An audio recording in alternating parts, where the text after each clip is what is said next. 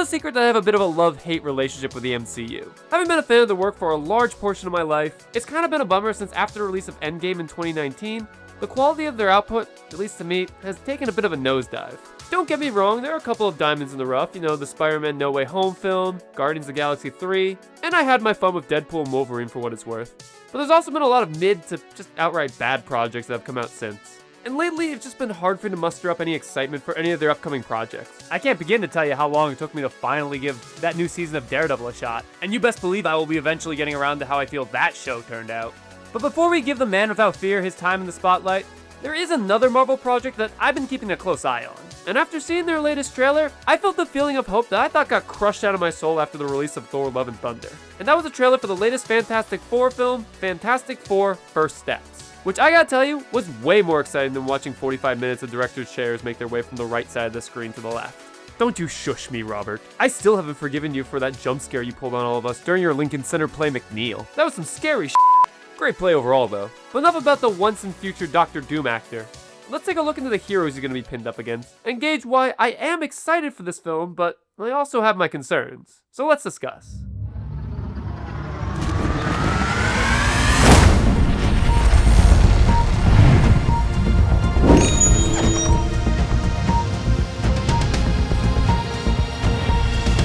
Assuming the world doesn't completely implode on itself within the next month, which with each passing day looks to be a bigger if, we're going to be getting a new Fantastic Four film this July on the 25th. And you know, this is my first rodeo of Marvel's first family. In fact, I've been a fan of theirs ever since the release of their 2005 film, Fantastic Four, directed by Tim Story. Which, fun fact, is the first superhero movie on this scale to be helmed by a black director. Unless you count Meteor Man, which I do. Now as for the Fantastic Four movie itself, we'll speak to its quality a little bit later. But I will say, it definitely left its mark on my young mind growing up. It also might have awakened something in me when I got a full display of Jessica Alba's workout routine, though it is soured a bit knowing the conditions that the actress was under led to a really uncomfortable work environment. So to everyone responsible for these conditions, shame on you. Women shouldn't be harassed in the workplace. Or anywhere in general. I'm so brave. But yeah, after my initial introduction, I developed a bit of a fascination with these blue-clad challengers of the unknown. So I decided to start diving into their comics and other on-screen interpretations. And in terms of depictions beyond the printed page, the Fantastic Four have quite a few. Their first animated series was in 1967, appearing alongside fellow superhero Spider-Man, in what you can assume is a traditional low-grade 60s superhero cartoon. It wasn't as meme-worthy as its wall-crawling counterpart, so I forgive you didn't really know about its existence up until now. The other one you might have heard of is the 1978 one, which infamously did not include the Human Torch, but instead the robot Herbie. There were rumors floating about as to why this decision was made, some accusing it of being that producers were worried that children would imitate the Human Torch by lighting themselves on fire. Though these rumors were never substantiated, and the official reason for this character's omission was actually due to a rights issue. There was also this Fred and Barney Meet the Thing cartoon, which I personally don't know much about, but this CBR article says doesn't even reference the Fantastic Four. I think I might have seen a clip of this where this kid slaps his thing rings together and then summons the thing. Ring, ring, do your thing! But I don't know, I only have so many brain cells that I can dedicate to this discussion, so I'm just gonna believe this article and whatever footage I collect for this section. One of the main series to highlight is the 1994 Fantastic Four animated series, which sort of exists in that same shared universe that a bunch of those Marvel shows took place in, like X-Men, Spider-Man, Hulk, Iron Man, and even a short-lived Silver Surfer cartoon. There is some discourse whether or not this is truly a shared universe, mainly due to the fact that their voice cast didn't carry over to the Spider-Man Secret Wars event, aside from my boy Raiden himself, Quentin Flynn, playing Johnny Storm. But you know, multiverses, similar events, it doesn't really matter. After the 90s, the Fantastic Four would be given another TV series called Fantastic Four: World's Greatest Heroes, which sort of took this anime sort of aesthetic, with bright lights, poppy colors, exaggerated designs, and a mixture of inspiration coming from both the films and the comics. Things like Alicia Master's design or having Doctor Doom be part of the initial space voyage are carried over from the movie, but it's clear it all takes place in an overall greater Marvel universe. This show was alright for what I remember, though the character of Johnny Storm was unbearable from time to time. How's this hot stuff? It should have been me, not him! But hey, at least it was something, and was also unfortunately the last time this team was given their own solo series. Because after this, they pretty much were exclusively reduced to cameo appearances in other people's shows. They'd pop up in things like Superhero Squad, The Avengers, Earth's Mightiest Heroes, and Hulk Agents of Smash. And I will give those first two props because I did enjoy their appearances there. In fact, in Avengers Earth's Mightiest Heroes, I think they might have had their best on-screen depiction ever. Though brief, everyone felt true to themselves, and their interactions with the greater Marvel Universe really cemented them as that superhero royalty that they are in the comics. And as for Superhero Squad, that's peak Marvel.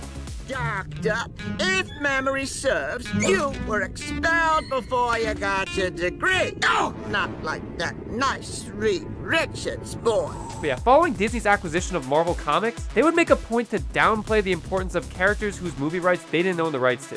And unfortunately for the Fantastic Four, at that time, those rights were owned by 20th Century Fox. Ah, a ghost! But at least in the comics, they got a justifiable reason, them being the center of the Secret Wars event, allowing them to find some kind of a natural way to put the characters on ice, seeing Reed, Sue, and their kids trying to restart the multiverse after the damage Doctor Doom did to it. And then over the years, they would make their way back into general mainstream comics, but this is only after Disney had reobtained the rights through their greater merger with 21st Century Fox. But before then, their movie rights were sold off decades ago in order to help Marvel avoid bankruptcy. So what happened with these movie rights? Well, it's kind of an interesting story. You see, in 1986, the team's film rights were purchased by Constantin Films, a German production company who statewide are best known for their work on the Resident Evil film franchise in the early 2000s. But at the time, they hadn't done much that had reached audiences overseas. I imagine at the time their acquisition of this relatively well-known superhero group was done in an effort to change that, but there was a little bit of a problem with their contract. You see, in order to maintain these rights, they needed to have a film in production every certain amount of years, else they would lap back to their parent company, Marvel. And so in 1992, they hired B-movie legend Roger Corman to get to work on this team's first live-action outing. Though granted a budget of a mere $1 million, which for reference wouldn't even cover the catering on a modern Marvel film, the crew managed to pull together something that, while it might lack in the production value department, made up for it in spades with the massive amount of heart and love this had for the original stories. Yeah, the goons look ridiculous, the jeweler was so clearly we have Mole Man at home and can't afford the rights, and you can't hear a single word Dr. Doom is saying because they didn't have time to dub him over. So, my friend. But you know what? I just respect the amount of hard work that these guys put in. Everyone on this team thought it was going to make their career, and you can see them really giving it their all. No one was just showing up for a paycheck, probably because the paycheck wasn't even going to be all that good, but they all had faith in the project. Which is extra depressing because this film was taken out back and shot mere months before it was supposed to release.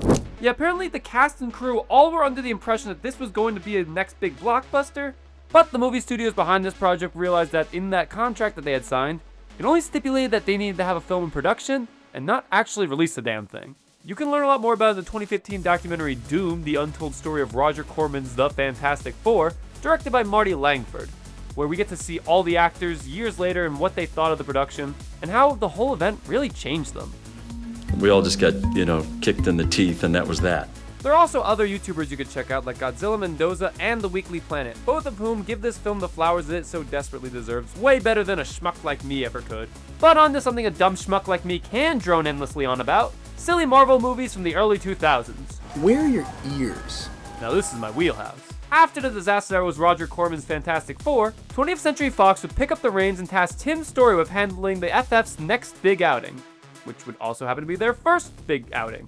With what I would consider to be a very solid cast, consisting of Ewan Griffith, Jessica Alba, Michael Chiklis, and Captain America himself, Chris Evans. And while I do have a lot of fondness for this movie, I gotta say, upon a rewatch, it's not exactly worth writing home about.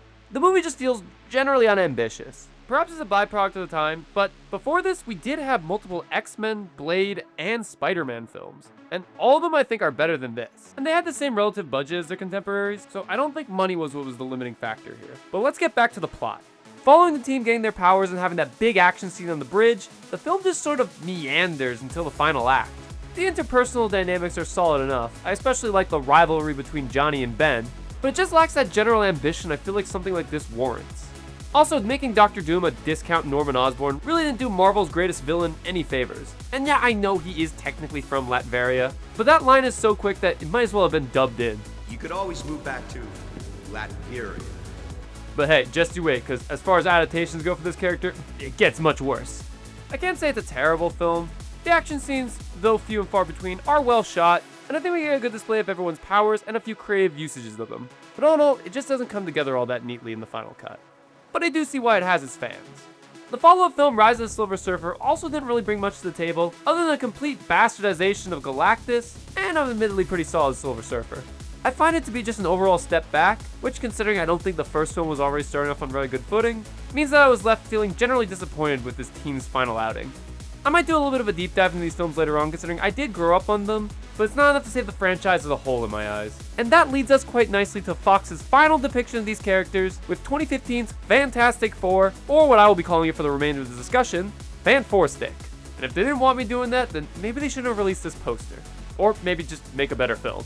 Yeah, unfortunately, this one's kind of the worst of the bunch. Which really does suck, because at the time, I was excited to find out that Chronicle director Josh Trank had landed himself such a big gig. If you haven't seen it, it's a fantastic found footage film about a bunch of kids getting powers and how that kind of messes up your life, especially when your life wasn't really all that great to begin with. Unfortunately, Trank's skills as a storyteller were not on display with this film. Fan Four Stick is an awful interpretation of these characters, with a messy plot, a lack of chemistry between the cast, and an inconsistent tone that completely switches from scene to scene. This movie's a little bit different from the other two installments, instead drawing inspiration from the Ultimate Universe, where instead of being astronauts, they're interdimensional explorers. And the crew is also supposed to be a lot younger. But weirdly enough, despite supposedly being half the age of the last cast, they don't even have a tenth of the energy that their predecessors brought. Everyone's so dire and gloomy all the time, and the film just lacks any sort of fun and imagination. I'll give this film a deeper look in due time because it is very fascinating how it came to be. But all in all, it just does not work on really any level. And I can see the ambitious ideas they had going for them, but execution is everything, and this film stumbles well before the finish line. I do feel a little bit bad raking this film over the coals, especially knowing what I know about the production, which is why I do think I gotta give it a deeper look, because this clearly isn't the outcome that they were trying to achieve. So the last thing they need is some jackass in your neck going, it's a bad movie and they should be ashamed of themselves. That's not what we do here. We respect that making films is really hard, and sometimes the results aren't exactly what you're looking for. At least I hope this wasn't what they were going for, especially with that Dr. Doom. Jesus. Long and short of it is, go watch Chronicle, way better movie. But that brings us up to the modern day, because after Disney acquired Fox in 2019, the resulting merger meant that the MCU now had access to its first family. But enough about ever-growing monopolies. Don't wealthy businessmen take up enough of our lives as is? Let's get back to what really matters in this world, and that is the upcoming 2025 Fantastic Four First Steps. And as of time recording, we've seen a few snippets and trailers, and are eagerly awaiting the big release. Now, it's been a bit of an interesting road to get to this point, because ever since that announcement, everyone with a passion for these characters has been theorizing how this story could come to life. The first big question was, who was going to direct it? At first, people were theorizing that it would be Ant-Man director Peyton Reed, considering the fact that he's allegedly been trying to get on this project for about 2 decades now, with various pitches over the years, including one that's basically a Hard Day's Night, but with superheroes. Evidently, some of this is going to be carrying over due to the fact that this film will be set in the 1960s, though on a parallel retro-futuristic Earth. There were also plans for John Watts to take over, but they eventually settled on Always Sunny in Philadelphia director and WandaVision showrunner Matt Shakman. And at first when I heard this news, I was a little bit concerned. Because while I do like and appreciate Matt Shakman's body of work, I was kind of hoping for more of a bigger name director. You know, nothing against the guy, it's just that lately with Marvel, they have had this problem where a lot of their films just kind of lack that cinematic feel. I touched on this in my Marvel So Great discussion that I recommend you check out, shameless plug as the kids say, but there has been a fair share of criticism aimed at Marvel, claiming that their movies look less like big budget blockbusters and more like expensive TV shows. And this might be due to the fact that in recent years, they've mostly been recruiting smaller indie directors. You know, not a lot of them have worked on $100 million blockbusters like these before, or at least not in the director's chair. The stated reason why they do this is because they want to get some young up-and-coming talents and give them the opportunity to work on these big-name franchises. But I don't know, I kind of speculate that maybe they're just doing this because they don't want to have directors that will fight them tooth and nail on creative decisions. Marvel has a specific way of doing things, which mostly includes having as few hurdles and roadblocks as physically possible in order to make the release date. This is why directors like Edgar Wright have had to drop out of projects, based on the sheer fact of they don't work well with these kind of creative restraints. But with indie directors, they know the craft, they're proven, they probably won't make too much of a fuss when you tell them what to do. Some directors like Ryan Coogler and Taika Waititi are able to combat this and stand out amongst the crowd, but then there are others who just kind of get lost in the shuffle. So this is why I was a bit concerned when they brought on Matt Shakman. Since most of his body of work is television shows, he's kind of in a similar boat as these indie directors. And then we got to the casting announcements. And this also raised a few red flags for me. For the longest time, we had no idea who was going to be taking on these personas. At a point each day, we were getting new reports that a different actor had come and gone from one of these roles.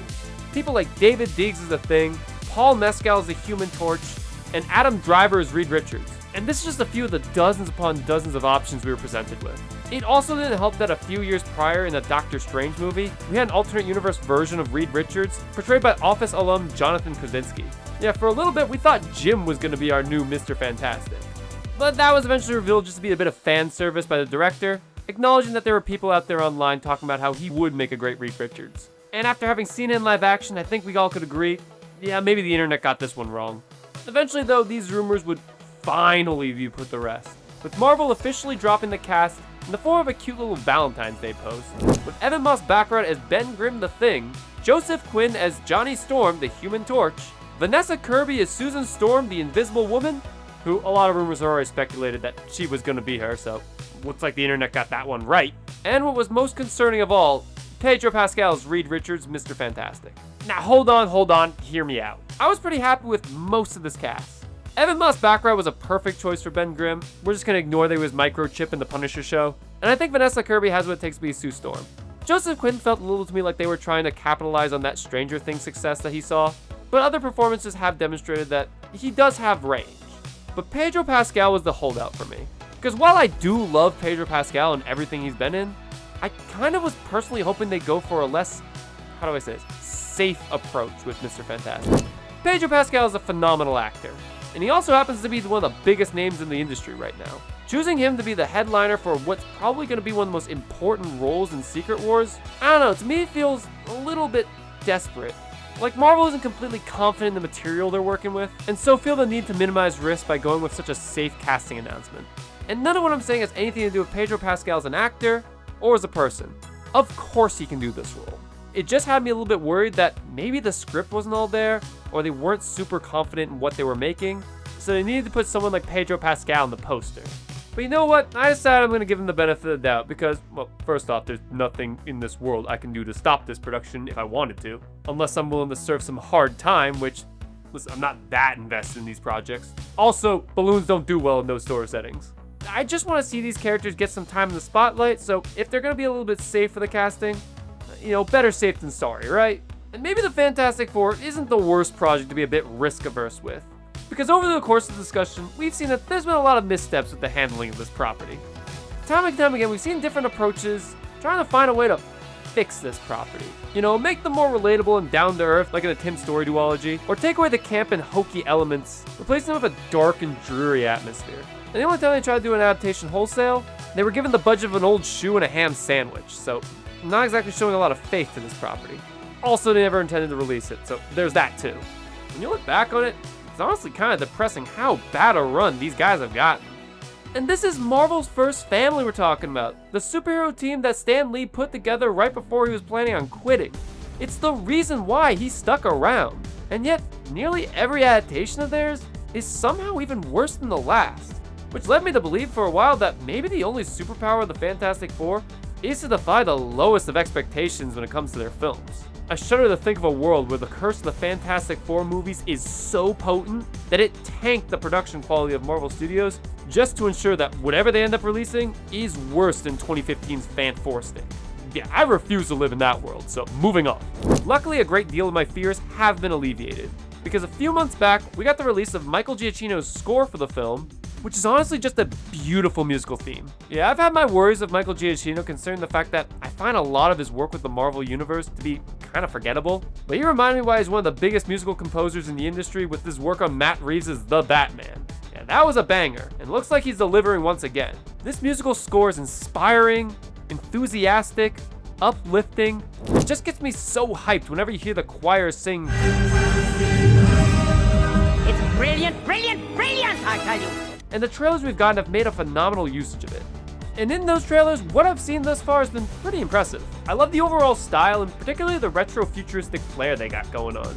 Kind of reminds me of something like Meet the Robinsons or Tomorrowland, the good parts of that movie. And the costumes themselves are also a noticeable step up from Marvel's usual offerings. Instead of being covered in needless lines and textures, they've taken a much more simple approach, which really does a service to the bold and colorful jumpsuits from the comics. And even the effects seem to have a bit more polish this go around.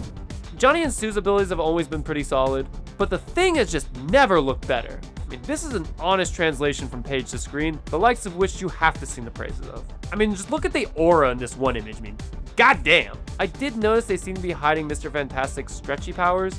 You know, these have never looked all that good in any interpretation, so I understand their hesitancy to show it off. Simply put, the FF have never looked better. And although I am feeling that excitement that I haven't felt in years for a Marvel movie.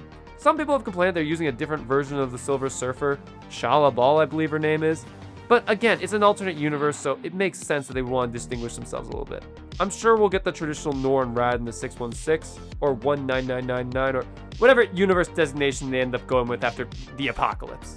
And bringing back Galactus to do him justice, I mean, it's like they're practically begging fans to give this team another shot. A little bit desperate, yes, but it's the Fantastic Four. They've got a bad reputation to overcome, so I say do what you gotta do. I'm just excited for the story they look like they're trying to tell.